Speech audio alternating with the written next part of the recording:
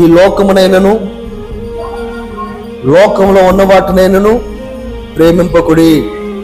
ఎవడైనను లోకమును ప్రేమించిన యెడల తండ్రి ప్రేమ వానిలో ఉండదు. లోకంలో ఉన్నదంతయు అనగా శరీరాశయు, నేత్రాశయు, జీవపుటంబము, ఇవి తండ్రి వలన కలిగినవి కాదు. మనము శరీరాశ కలిగిన వారిగా ఉండకూడదని బైబిల్ చెప్తుంది. పరలోకపు మన్నా కురుస్తుందండి. దేవుని దూతలు భుజించే ఆహారం వారు భుజిస్తున్నారండి.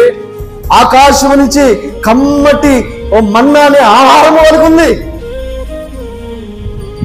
కానీ మాంసం లేదని ఏడుస్తున్నారు, శరీరాశ. చేపలు లేవని ఏడుస్తున్నారు, శరీరాశ. ఇంకా ఏవో లేవు అని చెప్పి ఏడుస్తున్నారంటే వాళ్ళు.